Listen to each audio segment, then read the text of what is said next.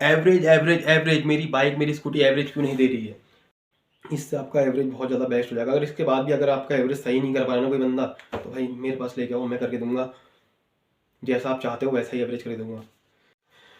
तो गाइज़ अगर आपकी स्कूटी में क्या होता है कि जैसे ही आप स्टार्ट करते हैं और रेस देने के बाद ही आपकी स्कूटी स्टार्ट होती है और रेस छोड़ते ही आपकी स्कूटी बंद हो जाती है, ये प्रॉब्लम आपकी स्कूटी में है। और आपकी स्कूटी में क्या होता है कि आप मैकेनिक पर ले जाते हैं, मैकेनिक से बोलते हैं भैया ये तो ऐसी ऐसी प्रॉब्लम हुई और एवरेज नहीं दे रही है। तो मैकेनिक क्या होता है कि आपका जो ऑयल वाला स्क्रू होता है उसको थोड़ा सा ऑयल बढ़ा देता है उसमें, ताकि आपकी स्कूटी बंद ना हो। और उसके बाद क्या होता है कि आपकी स्कूटी का एवरेज बिल्कुल बेकार हो जाता है। अगर आपके साथ भी ऐसा ही हुआ है तो ये वीडियो आपके लिए बहुत ज़्यादा इंपॉर्टेंट है, और वीडियो में लास्ट तक बने रहें, ताकि मैं जो आपको वीडियो बताने वाला हूँ वो सब काम आप करवा के अपनी स्कूटी का एवरेज जो है कि पहले जैसा बहुत बेटर बना सकते हैं।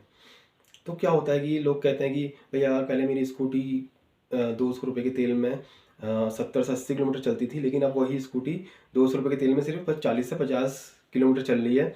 और पता नहीं क्या हो गया, मैकेनिक को बहुत बार दिखा दिया, मैकेनिक बोल रहा है कि भाई कार्बोरेटर चेंज करना पड़ेगा या फिर तभी आपकी स्कूटी एवरेज होगी। तो भैया जो मैकेनिक आपसे बोला ना कार्बोरेटर चेंज करना पड़ेगा सिर्फ एवरेज के लिए, तो ऐसा कभी भी नहीं होता।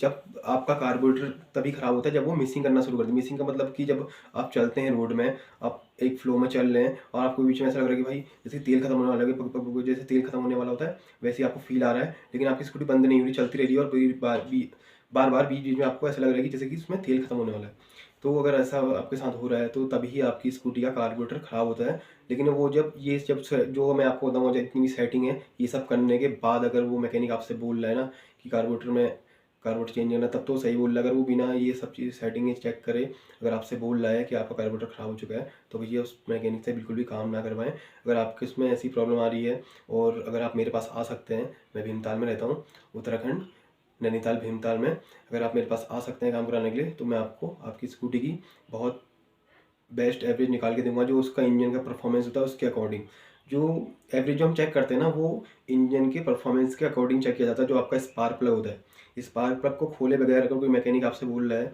कि भैया आपका ये करना पड़ेगा वो करना पड़ेगा, तो वो बहुत आपसे गलत सजेशन दे रहा है, आपको गलत राय दे रहा है। तो आपको ऐसा नहीं करना। जो स्पार्क प्लग होता है ना, हमारा एक स्पार्क प्लग होता है, इस वीडियो में आपको दिख रहा होगा। तो स्पार्क प्लग जो होता है इसको चेक करने के बाद ही पता चलता है कि इंजन की परफॉर्मेंस कैसी है, कि वो एवरेज दे रही है या नहीं दे रही है। क्योंकि जब हमारा स्पार्क प्लग होता है उसका जो अंदर का वाइट वाला पॉइंट अगर पूरा वाइट है, क्लीन है, तो समझ लीजिए कि आपका एवरेज परफेक्ट है। अगर वो हल्का सा ब्राउन है तो आपको इसमें ट्यूनिंग की ज़रूरत है। अगर वो पूरा ब्लैक आ रहा है तो आपकी जो बाइक या स्कूटी है उसमें ये सारे काम करने पड़ेंगे, उसके बाद ही आपका जो एवरेज होगा वो सेट होगा। जो एवरेज जो होता है वो इंजन की परफॉर्मेंस के ऊपर डिपेंड करता है, ना कि किसी और चीज़ के ऊपर। और इंजन की परफॉर्मेंस तभी बेटर होगी जब ये जो मैं आपको काम बताने वाला हूँ ये सब काम हम करेंगे। तो सबसे पहला जो इसमें काम आने वाला है वो है पेट्रोल।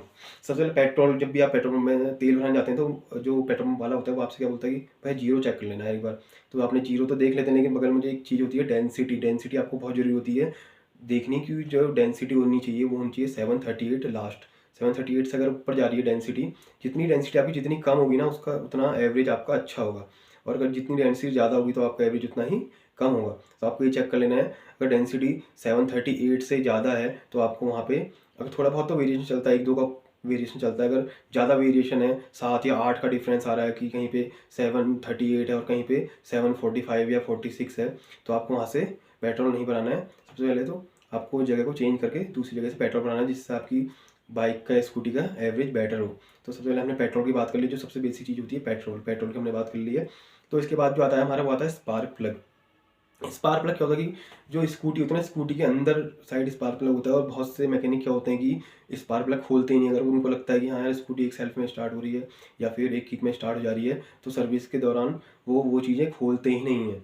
तो आपको हमेशा सर्विस करवानी है तो आपको स्पार्क प्लग को हमेशा चेक करवाना है। और हमेशा उसको, अगर लगता है कि ख़राब हो चुका है, क्योंकि जो स्पार्क प्लग की लाइफ होती है वो होती है 8 से 10 हज़ार किलोमीटर में, आपको उसको चेंज कराना होता है। क्योंकि ज़्यादा महंगा पार्ट भी नहीं होता, 100 रुपये का होता है। और जो स्पार्क प्लग की वर्किंग होती है वो होती है, जो आपका एयर और फ्यूल का मिक्सचर जब इंजन के अंदर आता है उसको सही टाइम पे सही क्वांटिटी पे स्पार्क देना। अगर वो सही टाइम पे सही क्वांटिटी पे स्पार्क नहीं देगा तो आपने देखा होगा कभी बहुत अपने रोड में चलते चलते या फिर अपनी स्कूटी से या बाइक से सुना होगा कि एक पटाखे वाली आवाज़ आती है। जब पटाख से पटाखा बजता है तो क्या होता है, एयर फ्यूल का मिक्सचर जो है इंजन के अंदर ब्लास्ट ना होकर साइलेंसर में ब्लास्ट होता है, तब वो पटाखे वाली आवाज़ आती है। तो ये चीज़ आपको चेक कर लेनी है। अगर आपको लगता है हाँ आपके इसमें पटाखे वाली आवाज़ आ रही है, तो आपको अपना स्पार्क प्लग तुरंत चेंज करवा लेना। अगर आप चेंज नहीं कराएंगे तो कहीं ना कहीं वो आपको रास्ते में धोखा देगा। तो उसके बाद जो आता है हमारा, वो आता है एयर फिल्टर। जो हमारी स्कूटी होती है एक्टिवा, एक्टिवा जितनी भी हैं, अभी BS6 में नहीं है सर, जो BS6 से पहले के जितने मॉडल थे कार्बोरेटर वाले, तो उसमें क्या था कि 2 फ़िल्टर आते थे। एक आता था प्राइमरी, एक आता था सेकेंडरी। प्राइमरी होता है बड़ा वाला, और जो सेकेंडरी होता है वो होता है छोटा वाला, जैसे कि आपको इस वीडियो में दिखाई दे रहा होगा। तो आपको उसकी प्रॉपर क्लीनिंग करनी है। अगर आपको लगता है कि क्लीनिंग करके साफ़ नहीं हो रहा है, तो आपको उसको चेंज करवाना है, जिससे जो हमारे एयर फिल्टर होता है, इसकी वर्किंग क्या होती है, जो हमारे एटमॉस्फेयर में जितनी भी धूल डस्ट वगैरह होती है, उसको क्लीन करके अपने में स्टोर करके इंजन के अंदर क्लीन एयर को प्रोवाइड कराना, ताकि आपकी जो कार्बोरेटर है उसमें कचरा ना जा पाए। तो ये चीज़ होती है। इसको भी आपको चेक करवाना अगर आपकी बाइक एवरेज नहीं दे रही है तो। और उसके बाद आता है चोक। चोक भाई सो इम्पोर्टेंट पार्ट होता है, क्योंकि क्या हुआ था मेरे साथ भी एक ऐसे इंसिडेंट हुआ था। एक जुपिटर स्कूटी थी, उसकी मैंने सर्विस करी थी। तो क्या हुआ कि जाड़ों का टाइम चल रहा है, तो उसमें शायद सुबह स्टार्ट नहीं होगी, तो उनने चोक खींची होगी, और उसकी चोक वायर थी वो जाम थी। तो क्या हुआ, फिर उनने चलाई होगी, उस टाइम स्टार्ट हो गई, चलाते रहे उनने। फिर उसके बाद मेरे पास आया, भैया तो तुमने सर्विस करी थी अभी 4 दिन पहले ही, एवरेज तो भाई इसका बिल्कुल ही खत्म हो गया, 5 का एवरेज दे रही है। तो मैंने कहा चलो देख लेंगे एक बार। तो मैंने उसकी जब ट्यूनिंग करा था, ट्यूनिंग भी प्रॉपर नहीं हो रही थी।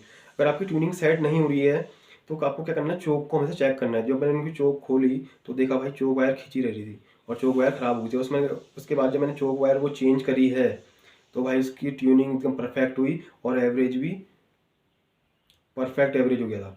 तो ये सब चीज़ आपको चेक करनी पड़ती है अगर आपको लगता है, क्योंकि क्या होता है ना, जो एक एक्सपीरियंस वाला बंदा होता है उसको सब चीज़ें पता रहती है कि अगर इसमें ऐसी, वो सिर्फ एक साउंड से ही, आपकी सिर्फ बाइक की साउंड से ही बता देगा, या आपकी स्कूटी की साउंड से बता देगा कि इसमें क्या प्रॉब्लम है।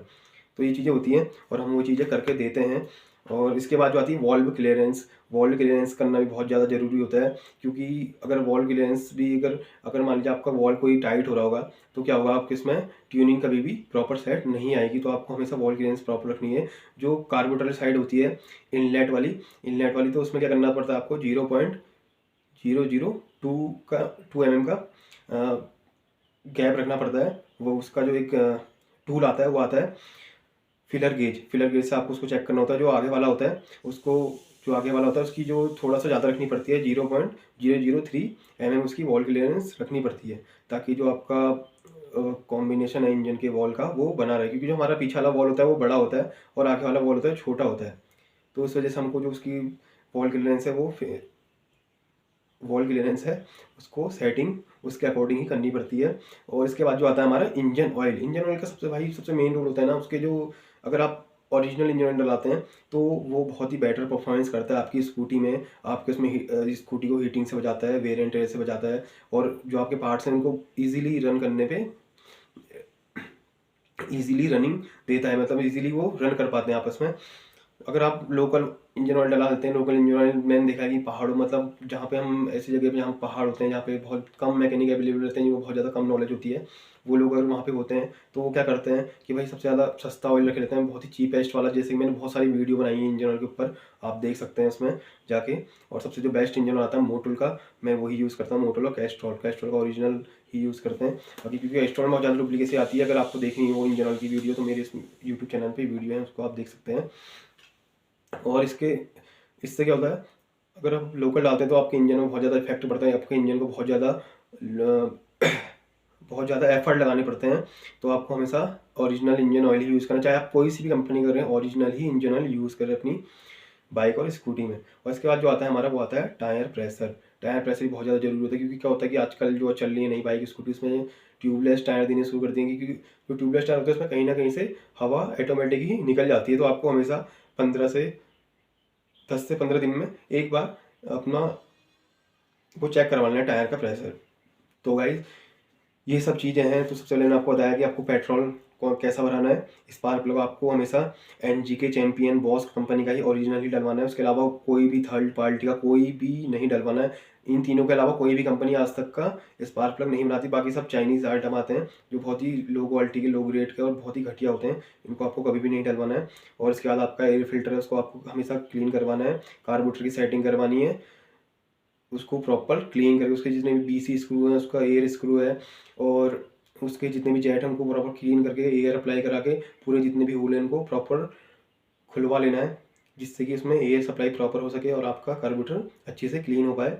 और इसके बाद जो चोक है, चोक को आपको हमेशा चेक कर लेना कि उसकी वायर कहीं खींची तो नहीं रह गई है। और वॉल क्लियरेंस आपको करा लेनी है। इंजन ऑयल आपको हमेशा ओरिजिनल डलवाना है, अपना टायर प्रेशर चेक करवाना है। ये सब जितने भी हैं फैक्टर्स हैं, जितनी भी चीज़ें मैंने आपको बताई हैं, इससे आपका एवरेज बहुत ज़्यादा बेस्ट हो जाएगा। अगर इसके बाद भी अगर आपका एवरेज सही नहीं कर पा रहा ना कोई बंदा, तो भाई मेरे पास लेके आओ, मैं करके दूंगा। जैसा आप चाहते हो वैसा ही एवरेज कर दूंगा। तो ये सब चीज़ें होती हैं गाइस, ये चीज़ें आपको करनी पड़ती हैं। अगर आप कोई वीडियो अच्छा लगा तो वीडियो को लाइक कीजिए, और आप मेरे चैनल पर नए हैं तो मेरे चैनल को सब्सक्राइब कीजिए, और ज़्यादा से ज़्यादा अपने दोस्तों को शेयर कीजिए, ताकि जो भी परेशान हो रहे हो एवरेज से कि एवरेज नहीं दे रही, एवरेज नहीं दे रही, एवरेज नहीं दे रही, तो भाई जो के बाद चेंज करना चाहिए, या उनको किस तरह देख के हम चेक कर सकते हैं और उनको चेंज कर सकते हैं। तो वो चीज़ें मैं आपको कोई दूसरी वीडियो बनाऊंगा, और आप मेरे को कमेंट करके बताइए कि आपको किस टॉपिक की वीडियो चाहिए, मैं वीडियो बना के आपको दूंगा। और आज की वीडियो में इतना ही था, बाकी मिलते हैं नेक्स्ट वीडियो में। Bye bye.